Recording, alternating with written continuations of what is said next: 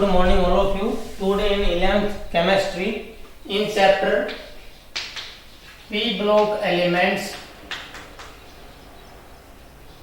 आज हम 11th chemistry के चैप्टर P block elements में हम जो लास्ट टाइम हम केमिकल प्रॉपर्टीज डिस्कशन कर रहे थे, क्या कर रहे थे? Chemical properties. तो केमिकल प्रॉपर्टीज में हमने डिस्कशन किया था रिएक्टिविटी विद एयर। आज हम करेंगे रिएक्टिविटी टुवर्ड्स हैलोजन। क्या है? Reactivity towards halogens. तो रिएक्टिविटी टुवर्ड्स हैलोजन्स में क्या कह रहा है कि these elements react with halogens to form trihalides. These elements react with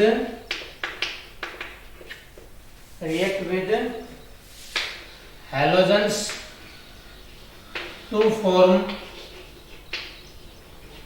trihalides. Except TLI3, इसको छोड़कर। these elements का मतलब बोरोन फैमिली के जो एलिमेंट हैं वो हैलोजेंस के साथ रिएक्ट करके आपके क्या बनाते हैं? ट्राईहैलाइड। एक्सेप्ट TLI3, TL जो थैलियम आयोडाइड है इसको छोड़कर। इसके बाद नेक्स्ट हम करेंगे reactivity towards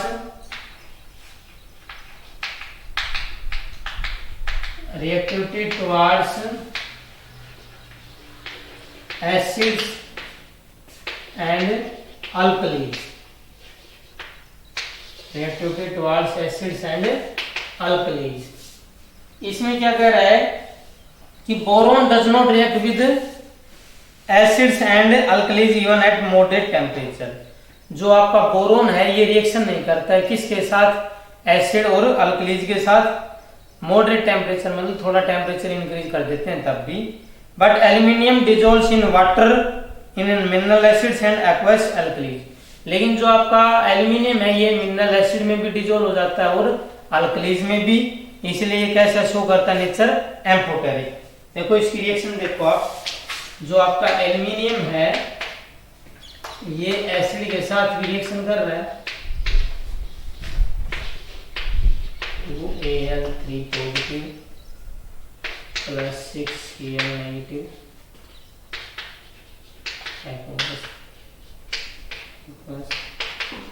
plus 3H2 gas. Next aluminium plus 2NaOH aqueous plus 6H2O liquid 2Na positive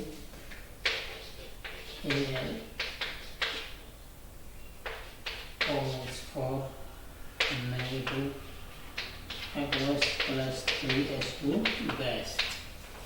क्या कह रहा है इसमें? ये आपका जो बोरोन है ये तो रिएक्शन नहीं करता एसिड और अल्कलीज के साथ, लेकिन जो आपका एल्यूमिनियम है ये मिनरल एसिड्स और अल्कलीज के साथ शो करके कैसा नेचर शो करता है? एम्फोटेरिक। ये आपके एसिड के साथ रिएक्शन और ये बेस के साथ रिएक्शन। इस वजह से आपका एल्यूमिनियम कैसा शो करता है? Behaviour amphoteric. नेक्स्ट हम पढ़ेंगे anomalous properties of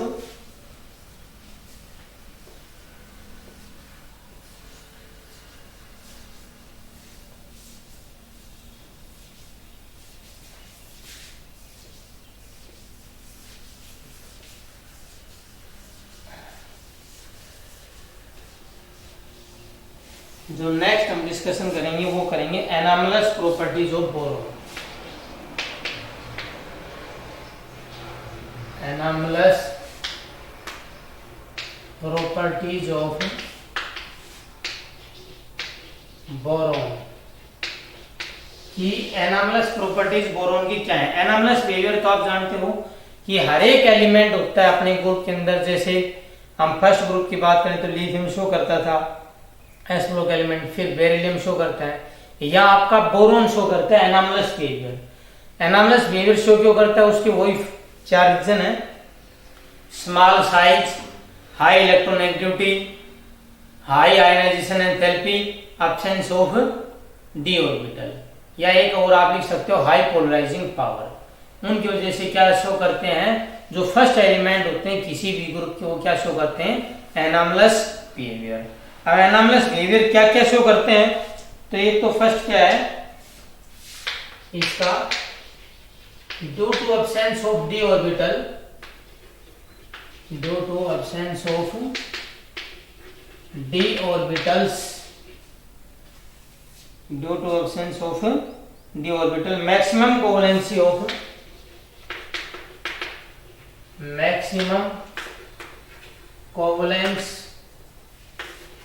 of boron is 4, कि absence of d orbital की वजह से, इसमें आपके बोरोन में d orbital नहीं होती, इस वजह से इसकी मैक्सिमम कोवलेंसी है ना, वो बोरोन की क्या होती है, 4 होती है। फिर क्या है second, the halides of boron, the halides of boron exist in aqueous medium, aqueous medium. जो नेक्स्ट एनामलस बिहेवियर क्या है, जो हैलाइड्स है बोरोन के, वो किस में एग्जिस्ट करते हैं, एक्वस मीडियम में करते हैं, ठीक है। फिर थर्ड आपका क्या है कि boron trifluoride, boron trifluorides react with Lewis base, react with Lewis base like ammonia to complete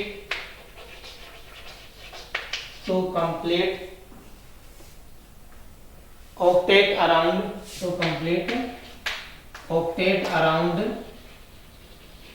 boron। इसमें आप देख सकते हो BF3 है और ये आपका है प्लस अमोनिया NH3 है। ये जो दोनों आपस में करते हैं तो क्या बनाता है, जैसे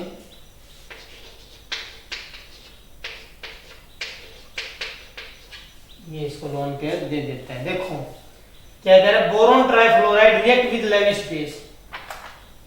जो बोरोन का ट्राइफ्लोराइड है ये लेविस एसिड का काम करते हैं। देखो लेविस एसिड क्या होते हैं, आप ये तो आपने पढ़ा है, एसिड क्या होते हैं जो H पॉजिटिव देते हैं, बेस क्या होते हैं जो H negative.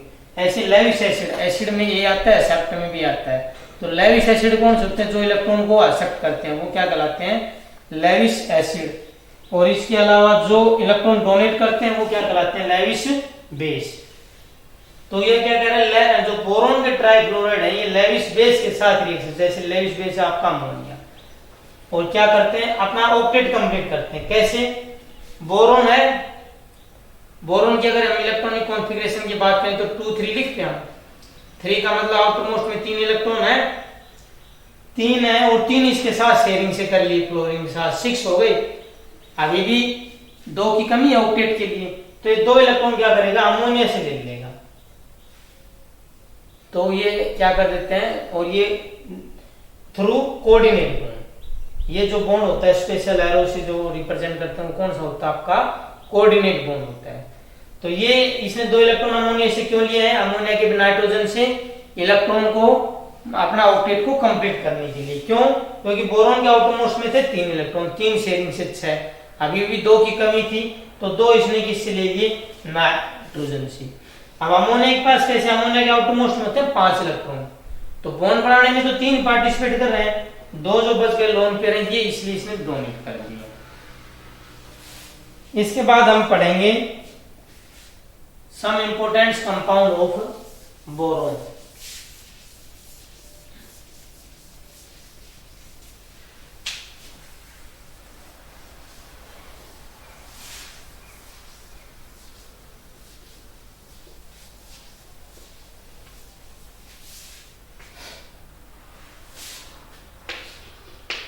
Some important compounds of boron आज हम इसमें पढ़ेंगे कुछ इंपॉर्टेंट कंपाउंड्स ऑफ बोरोन। इसमें फर्स्ट आपका आता है बोरेक्स। बोरेक्स है, इसका फार्मूला क्या होता है आपका Na2B4O7.10H2। ये इसका फार्मूला होता है बोरेक्स का।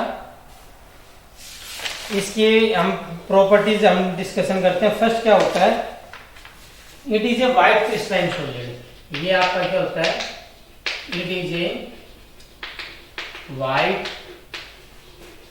Crystalline solid. व्हाइट होता है, क्रिस्टलाइन का मतलब होता है इसके अंदर जो पार्टिकल्स का अरेंजमेंट कैसा होता है, रेगुलर होता है। क्रिस्टलाइन वर्ड का मतलब ये होता है वहां पार्टिकल्स का अरेंजमेंट रेगुलर। रेगुलर का मतलब ये है जैसे एक कैटायन है तो फिर एक एनायन, फिर एक कैटायन, फिर एक एनायन, ऐसे रेगुलर पार्टिकल्स का अरेंजमेंट को क्या बोलते हैं, क्रिस्टलाइन। तो ये आपका बोरेक्स क्या होता है, व्हाइट क्रिस्टलाइन सॉलिड। नेक्स्ट क्या कह रहा है, बोरेक्स बोरेक्स है जो आपका dissolve in water. Borax dissolves in water to give, जो आपका बोरेक्स होता है ये वाटर के अंदर डिजोल्व होने के बाद to give an alkaline solution, to give an alkaline solution. कैसे देता है, जैसे ये आपका फार्मूला है बोरेक्स का Na2B4O7।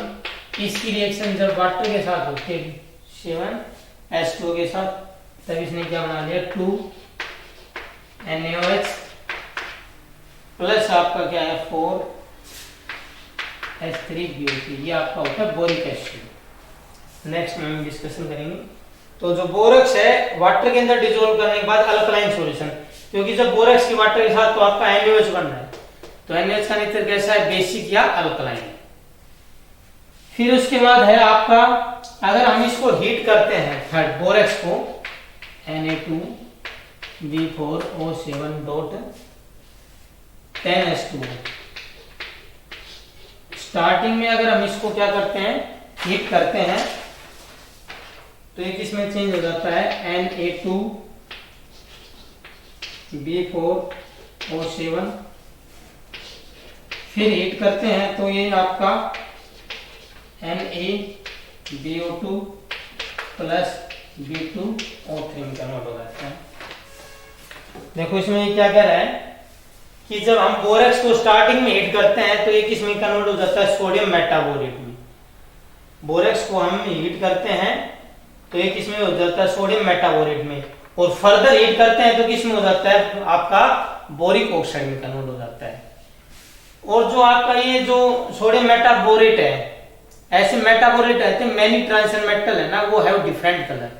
जो जैसे ये तो सोडियम का मेटाबोरेट है, ऐसे जो ट्रांसन मेटल के मेटाबोरेट्स होते हैं ये क्या करते हैं, डिफरेंट कलर शो करते हैं। इसलिए borax bead test can be used to identify them in laboratory. इसलिए बोरेक्स बीट टेस्ट करते हैं उनको जो ट्रांसन मेटल को पता लगाने के लिए लेबोरेटरी में। जो मेटाबोरेट्स हो वो वेरियस ट्रांसन मेटल, जैसे ये सोडियम का था, ऐसे ही जो वेरियस ट्रांसन मेटल के वो हैव डिफरेंट कलर्स। इसलिए borax bead test is perform in laboratory to detect the transition elements in laboratory. तो ये तो था आपका किसके बारे में, बोरेक्स के बारे में। नेक्स्ट हम पढ़ेंगे ऑर्थोबोरिक एसिड।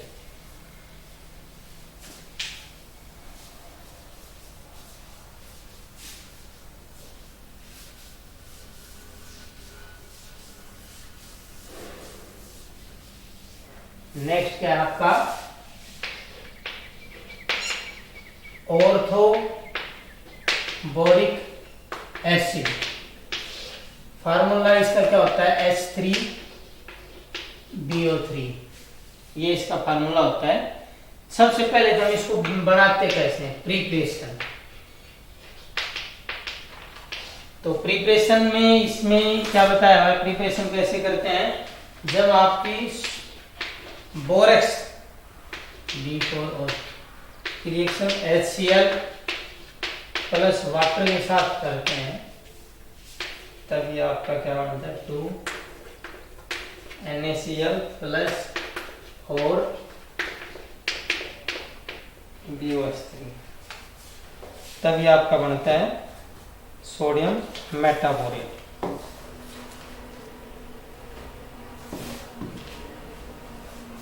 देखो ऑर्थोबोरिक एसिड फार्मूला क्या है H3BO3।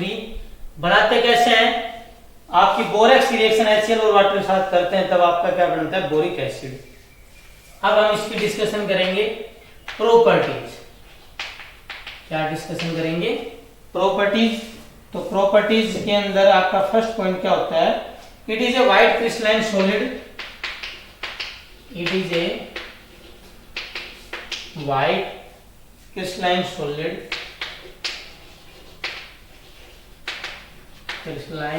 solid with soapy touch।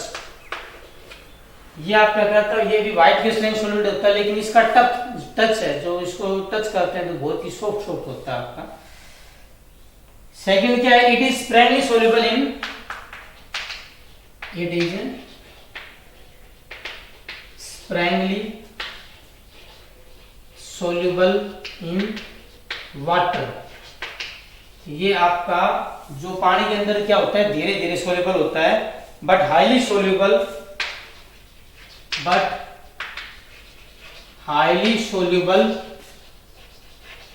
In hot water. It is sparingly, देखो सेकंड प्रॉपर्टी, ये तो आपके फर्स्ट थी व्हाइट क्रिस्टलाइन सॉलिड विद सोपी टच। सेकंड में क्या है, it is sparingly soluble in water, पानी के अंदर धीरे धीरे सोल्यूबल होता है, लेकिन highly soluble in hot water. लेकिन अगर आपका गर्म पानी है तो उसके अंदर बहुत ज्यादा आपका क्या होता है सोल्यूबल होता है। फिर boric acid is a weak monobasic acid, boric acid is a weak monobasic acid, देखो एसिड की तो मैंने क्या बताई थी, क्या होती है आपकी बेसिसिटी, बेस की क्या होती है एसिडिटी। जैसे H2SO4 की बेसिसिटी बात करें तो 2 है क्योंकि ये 2 H पॉजिटिव आयन देता है। HCl की बात करें तो ये इसकी बेसिसिटी होती है क्योंकि ये सॉल्यूशन के अंदर 1 H पॉजिटिव आयन देता है। ऐसे ही आपका बोरिक एसिड है, ये सॉल्यूशन के अंदर 1 H पॉजिटिव आयन डिसोसिएट होने पर देता है, इसलिए क्या होता है वीक, क्योंकि इसके पास है तो 3 लेकिन 1 दे रहा है, इसलिए वीक मोनोबेसिक, क्योंकि 1 H पॉजिटिव दे रहा है इसलिए मोनोबेसिक एसिड है आपका। फिर क्या कर रहा है ऑन हीटिंग, और अगर हम इसको ऑर्थोबोरिक एसिड को हीट करते हैं H3BO3 को अगर हम हीट करते हैं अबाउट 370 केल्विन, अगर हम इसको 370 तो ये क्या बना लेता है आपका मेटाबोरिक एसिड HBO2। ये आपका क्या होता है मेटाबोरिक एसिड, ये क्या होता है आपका मेटाबोरिक एसिड। जब क्या है हम बोरिक एसिड को अबाउट 370 केल्विन 370 केल्विन पर हीट करते हैं तो किस में चेंज हो जाता है मेटाबोरिक एसिड में। और अगर हम इसको भी फर्दर क्या करते हैं हीट करते हैं, फर्दर हीट करते हैं तो ये किसमें कन्वर्ट हो जाता है आपका बोरिक ऑक्साइड, ट्राई ऑक्साइड में कन्वर्ट हो जाता है।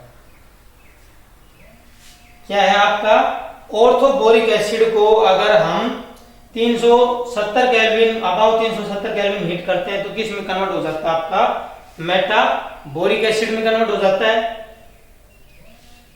और फिर फर्दर हीट करते हैं तो ये किस में कन्वर्ट हो जाता है